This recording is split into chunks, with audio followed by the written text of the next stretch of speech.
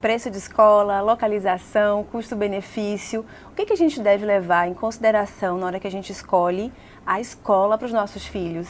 O episódio de hoje vai falar exatamente sobre isso. Eu chamei Carol para conversar com a gente, que é mãe de gêmeos, né, Carol? Gêmeos, 2 meninos de 3 anos e 7 meses. Já fizeram 1 ano de escola, né? Já. E quais foram os aspectos, na verdade, que você levou em consideração para escolher essa escola em específico? A gente, quando começou, eu e meu marido, quando a gente começou a pesquisar a escola, a primeira coisa que a gente pensou em ser perto de casa, né? Para evitar engarrafamento, porque já ia ser uma mudança muito grande para eles. Salvador tá, né? Não tem como você conseguir chegar no horário. E já ia ser uma mudança muito grande para eles ir para a escola, ficar separados de mim, né? Então, ainda tem um estresse de trânsito, a gente queria alguma coisa que fosse perto de casa, que desse para a gente ir andando, por exemplo, né? Então a gente olhou escolas próximas. Quando a gente fala de trânsito, a gente fala, perdi muito tempo no trânsito. Se a gente está falando de criança, você não só perde tempo no trânsito, mas você perde tempo de sono no trânsito. Às vezes essas crianças, elas precisam acordar 30 minutos, 40, às vezes 1 hora antes para poder chegar na escola, que é um pouco mais distante, e acaba perdendo um tempo importante, significativo de sono. Não adianta você colocar o seu filho na escola excelente, que seja longe, que vai prejudicar o tempo de sono dele. É importante que ele durma bem e, claro, que a escola atenda às suas exigências, mas quanto mais perto de casa, melhor também. É claro que tudo isso aliado ao preço também. Porque sim, tem que escolas. A gente tem que levar em consideração. Eram 2 de vez. Tudo para você dobrar. Tudo é dobrado. Então não tinha como a gente também colocar numa escola muito mais cara e não poder pagar depois. Então o preço foi uma coisa importante. Era sempre avaliando um aspecto, né, de estrutura e localização e o preço. Sempre, exatamente, avaliando essa questão. Uma coisa que foi muito importante para mim foi a questão de não separá-los. Tem escola que tem já, na rotina da escola, quando chegam gêmeos, eles separam. Tem essa prática, né? Ainda tem isso. Eu pesquisei muito sobre isso, estudos que falassem sobre essa questão da separação e não encontrei nada que dissesse que isso realmente é importante ou que é saudável para eles. Sim. Pelo contrário, alguns psicólogos até falam que é melhor que fiquem juntos, especialmente no primeiro momento, né? Que já eles fazem companhia um para o outro. Então isso foi um aspecto importante também. A escola que eles estudam hoje não tem essa prática de separar, eles ficam na mesma sala. Uma coisa que eu perguntei também na época era para onde as crianças eram levadas em caso de emergência. Eu não sei se as pessoas habitualmente perguntam isso. Excelente essa observação, excelente. Queria saber onde era, se era perto da escola, né, o lugar, em casa. Porque criança apronta, né, gente? Então, sim. E os meus aprontam bastante. Então, eu queria saber onde era. E aí também é o lugar que a escola leva para emergência, né, o hospital de referência também da escola me agrada. Então, esses foram alguns pontos que eu levei em consideração. Quando uma família ela escolhe, né, a escola para o seu filho, ela precisa observar 5 aspectos. O primeiro aspecto é o aspecto estrutural. Então, como é a sala de aula, os móveis, quantas crianças comportam naquela sala, qual é o objetivo, né, da escola ao colocar essa quantidade de crianças, quantas pessoas estão responsáveis por essa turma. Pensar também na questão da iluminação, ventilação, que são coisas mesmo, né, que vão facilitar o processo de ensino-aprendizagem. Esse é o primeiro aspecto. O segundo aspecto vai ser a documentação, a questão do alvará de funcionamento, alvará sanitário, PPP, que é o Projeto Político Pedagógico, que é o que vai nortear as práticas pedagógicas na escola. Tem também o regimento interno, né? Então, assim, são documentações importantes que vão nortear a família, né? Como é que a escola funciona. O terceiro aspecto vai ser qual a concepção pedagógica dessa escola. Quando a gente escolhe uma escola, a gente escolhe também baseado nos nossos valores. Então, são escolas, se eu quero que meu filho somente brinque, né? Ou quero que meu filho trabalhe com a parte mais tradicional da educação, todos esses modelos de educação são norteados por uma concepção pedagógica. Então, é preciso que a família saiba que concepção pedagógica é essa e se ela está de acordo com essa concepção. O quarto aspecto vai ser a questão da formação dos professores, né? Se eles são formados, se estão adequados para darem aula, se são estagiários, se tem auxiliar. Isso é muito importante porque dentro da educação, principalmente a infantil, o cuidar faz parte do processo pedagógico. O quinto e último aspecto vai ser a questão do retorno da escola. Se a família recebe portfólio, relatório, relatórios de vivência, o que é que a escola se propõe para passar para a família, para que ela fique atenta como está de acordo, né, com o que está acontecendo nesse processo pedagógico da criança. Você achou mais vantagens ou mais desvantagens? Porque assim, como eles entraram com 2 anos... 2 anos e 6. 6 meses, mais ou menos. Então, a gente vê aí, todo mundo fala muito da questão das alergias, né? Que as crianças começam a ficar mais doentinhas quando ingressam na escola. Você também pensou essa questão? Ponderou isso? Pensei muito. Eu fiquei muito resistente em colocá-los o ano passado. A minha ideia era colocar agora, que eles já teriam 3 anos, né? Eu fiquei muito resistente no começo, mas por outro lado eu precisava também voltar mais às minhas atividades de trabalho. Então isso acabou pesando. Agora, foi um ano realmente difícil em relação a isso. As alergias, as viroses, foi um ano difícil. Quando as crianças vão para a escola, inevitavelmente elas vão ter contato com outras crianças e, porventura, com doenças. Se ela não dorme, o sistema imunológico fica comprometido e, portanto, ela fica mais suscetível a gripes, a pneumonias, a viroses. É importante que a gente cuide da alimentação, mas que cuide também do sono. Sono não é luxo, gente. Sono é saúde. Sono é uma necessidade que nós temos. Aí você contabiliza o quê como vantagens, por exemplo? Eu moro em casa, então Arthur e Tomás, eles não têm coleguinhas de prédio, por exemplo. Sim. Então, assim, a convivência deles com outras crianças é na escola. Foi essa questão que eu também ponderei. Quando eu coloquei Maria Luísa, ano passado também, ela tinha 2 anos e 4 meses. E foi exatamente isso. Todo mundo sempre fala da socialização, a importância da socialização. E aí, isso só por esse motivo, eu falei, pronto, já justifica, porque eu também não queria a separação. Tem isso também que a mãe não quer, né? A separação. Um turno inteiro longe de mim, não vou suportar. Mas aí tem a socialização. Mas não é só isso.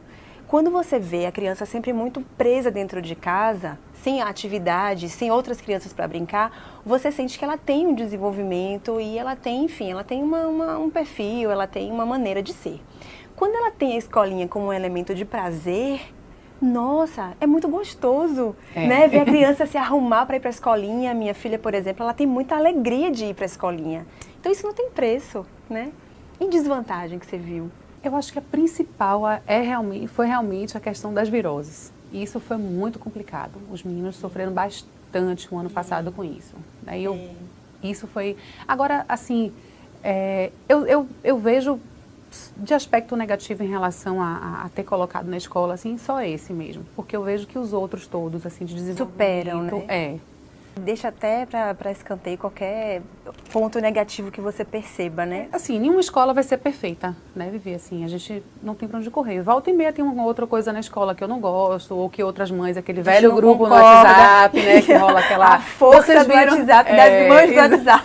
Vocês viram, aconteceu outra coisa assim com meu filho, poxa, eu vou ficar atenta também e tal. Volta e meia acontecem essas questões. O que eu gosto dessa escola, da escola dos meninos, é que eu percebo que eles são muito abertos a ouvir o que os pais têm a dizer. Sim. Eu percebo dessa forma.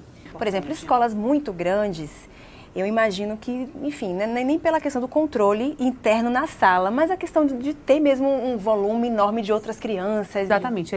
Quando eu chego para pegar ou para levar, eles sabem exatamente que eu sou mãe daquelas 2 crianças. E no próximo bloco, Carreira e Sucesso. Eu volto já já.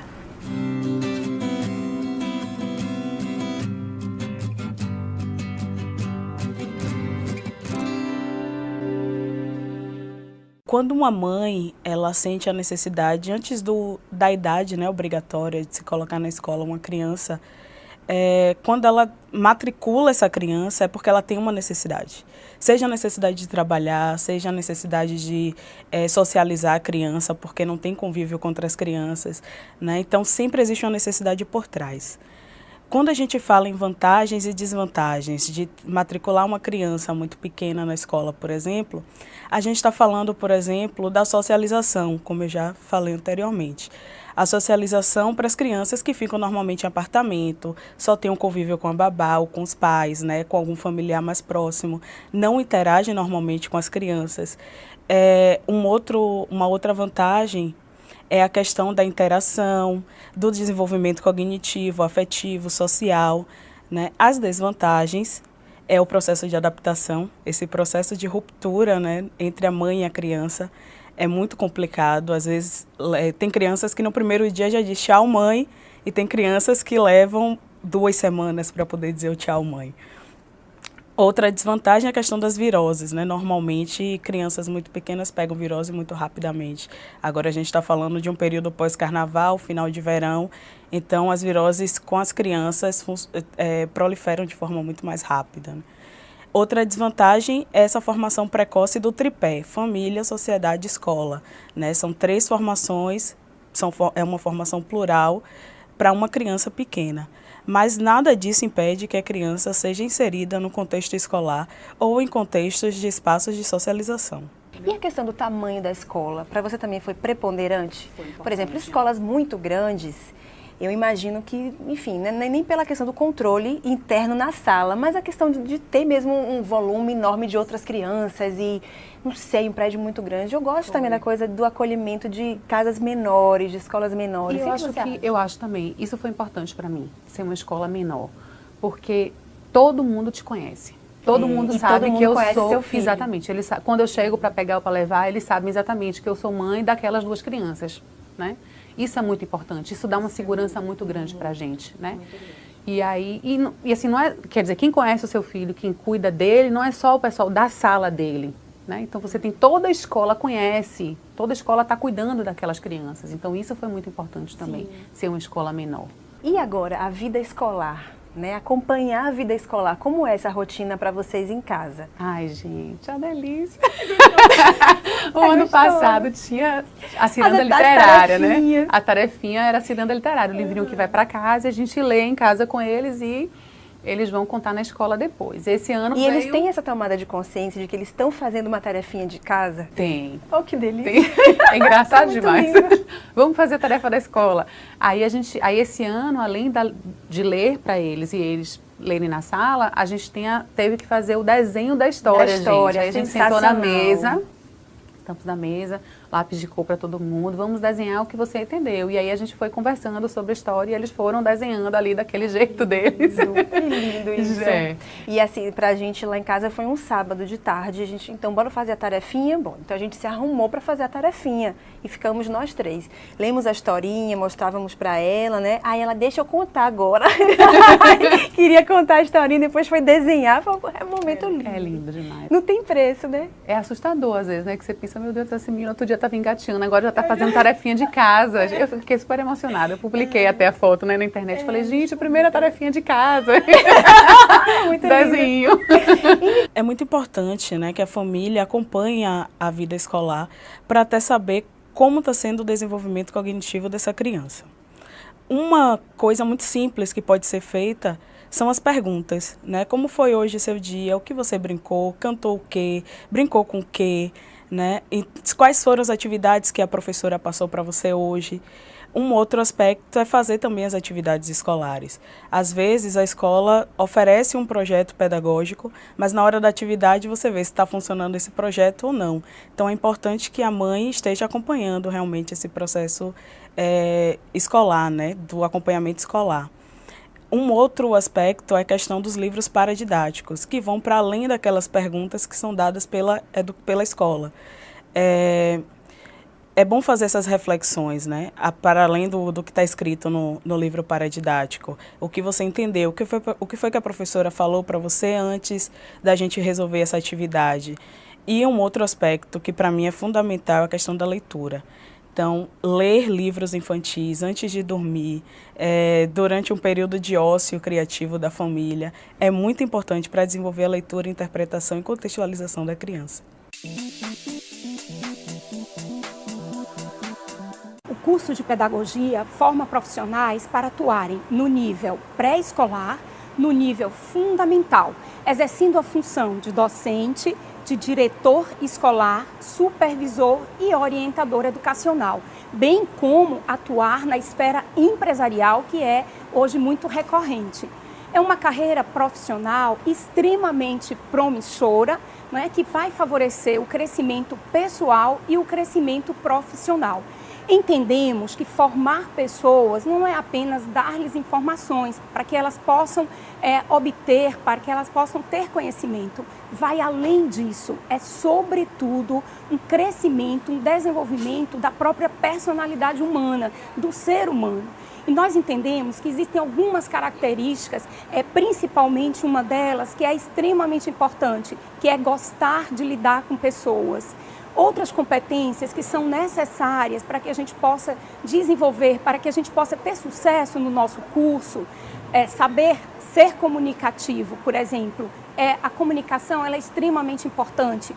Você tem a oratória que você vai trabalhar, levar o conhecimento de que maneira, a metodologia que nós vamos empregar para ministrar nossas aulas e desenvolver a nossa função. Outras competências também importantes, como ser criativo. Também nós temos o saber planejar, que a gente utiliza muito nessa profissão. Então, são algumas competências importantes.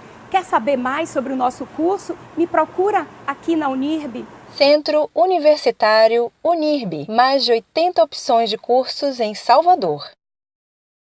É muito importante a gente falar do sono no programa onde o tema fala sobre escola, porque aprendizado e sono estão diretamente relacionados. O sono ele é essencial para o aprendizado da criança, em duas etapas. Ele é importante antes do aprendizado e depois. Antes porque a criança precisa ter dormido bem para estar disposta na sala de aula. Se ela dormiu bem a noite inteira, ela chega ativa, feliz, disposta a participar e apta para aprender. Em compensação, se ela tiver tido uma noite ruim de sono, ela vai chegar sonolenta, ela pode chegar irritada, desatenta, de mau humor. Muitas vezes consideram esse mau humor como birras, né? Existem as birras, mas muitas vezes é sono. Então, como é que ela vai aprender aquele conteúdo se ela não está prestando atenção? Num segundo momento, o sono é muito importante para o aprendizado, por quê? Porque é dormindo que nós consolidamos a memória. Eu costumo fazer uma comparação do aprendizado de uma criança e do cérebro com informações, livros e uma estante. Então, imagine que o cérebro da sua criança é uma estante vazia. Ao longo do dia, com o passar do tempo, dos anos, ele vai recebendo informações que são colocadas na mesa. Ele tem acesso durante o dia àquelas informações, mas é de noite que ele vai guardar aqueles livros na sua estante. Se ele tem uma noite de sono tranquila, ele consegue organizar de maneira alfabética. E no futuro, quando ele precisar acessar essas informações, é fácil chegar lá e puxar na letra S de sono o conteúdo sobre o sono que ele aprendeu. Em compensação, se ele tem um sono restrito, ele pode guardar de maneira aleatória e mais para frente fica um pouco mais difícil dele conseguir acessar aquela informação. Além disso, também, nós precisamos estar atento à peculiaridade de cada criança. A depender da idade, a criança tem um tempo de sono diferente. É lógico que existem crianças de uma mesma idade com diferenças de necessidade de sono, mas existe uma tabela de recomendação de tempo mínimo e máximo de sono que cada criança deve ter. Então, se você imagina uma criança de 2 anos de idade, que precisa, por exemplo, de uma média de 11 horas de sono na noite, ela vai precisar também ter pelo menos mais 1 hora de soneca ao longo do dia para poder completar a carga mínima necessária. Então, você me pergunta, olha, minha filha está estudando no período da tarde porque eu trabalho e como é que faz? Ela costumava dormir à tarde. A gente esquece essa soneca? De maneira alguma. A gente vai tentar passar essa soneca para mais cedo, para que ela possa dormir antes de ir para a escola, ou então, se ela não se adaptar ou se por algum motivo a família não tiver como oferecer essa soneca, é importante que a gente pergunte na escola como é a postura da escola em relação à soneca, se a escola respeita essa necessidade de sono da sua filha, se ela tem um local de sono adequado ou se ela pode pelo menos criar um ambiente mais adequado na sala de aula num determinado horário para poder oferecer essa soneca. Isso é muito importante a depender de cada criança. Escuta, como é, por exemplo, a rotina da escola na sua vida? Como é que você enxerga a educação integral? Você acha, o que você pensa a respeito de botar uma criança, por exemplo, um dia inteiro na escola? Como é que você enxerga isso? Isso foi um ponto também que contou a favor da escola, ter um integral. Eu não tinha intenção de colocá-los no integral, né? Mas eu queria uma escola que tivesse essa opção. E aí, tá curtindo? O nosso programa Toques de Mãe volta já já. Acompanhe o nosso programa também no YouTube. Você já acessou? Vai lá no YouTube, digita Toques de Mãe e onde aparecer o nosso ícone você clica. Para se inscrever, clique em assinar canal nesse cantinho. Para escolher qual vídeo te interessa, clique em playlists. Inscreva-se, dê seu like e compartilhe.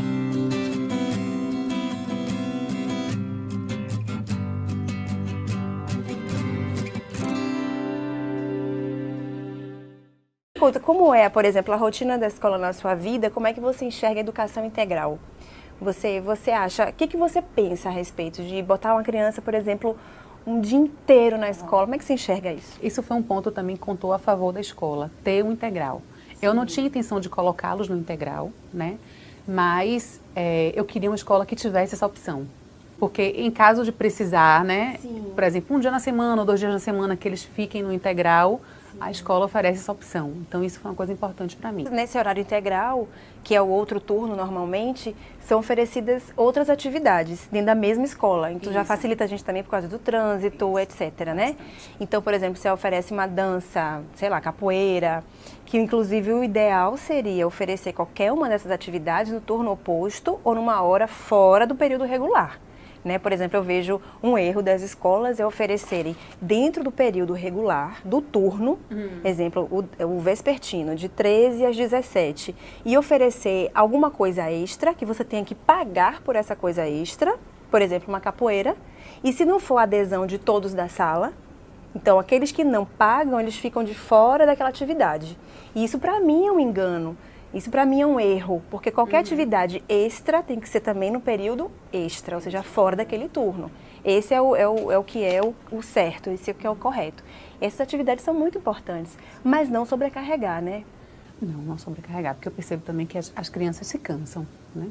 A gente acha que não, porque eles são sempre, têm muita energia, ativos e tal. A gente acha que pode botar eles para fazer 600 milhões de coisas que eles vão dar conta, e as crianças se cansam.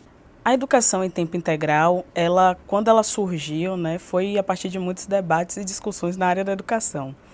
A educação de tempo integral, ela tem alguns desafios ainda a serem cumpridos, né? Um deles, e o maior de todos, é a adequação das escolas.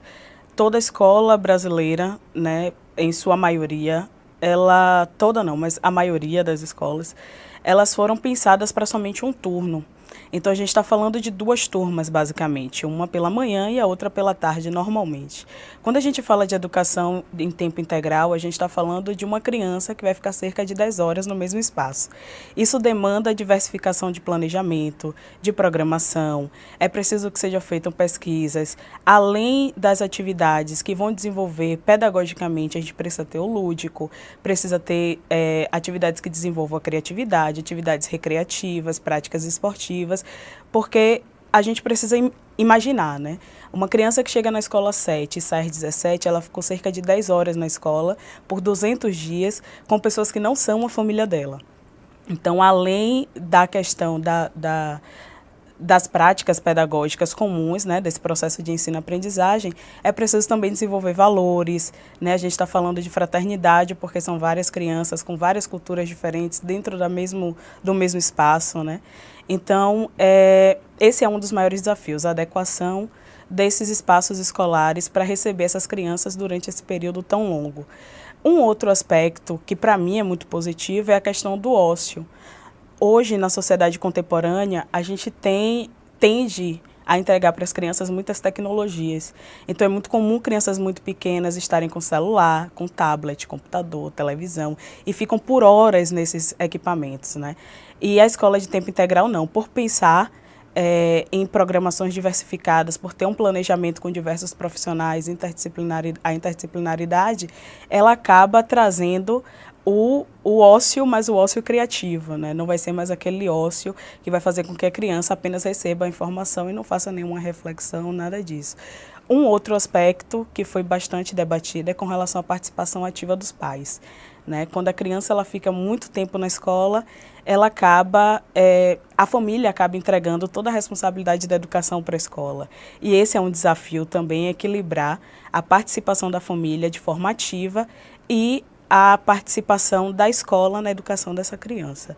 Então, são alguns desafios que eu acredito que vão ser superados nessa sociedade contemporânea, porque muitas escolas estão começando a se adaptar e é um caminho a ser seguido aí futuramente.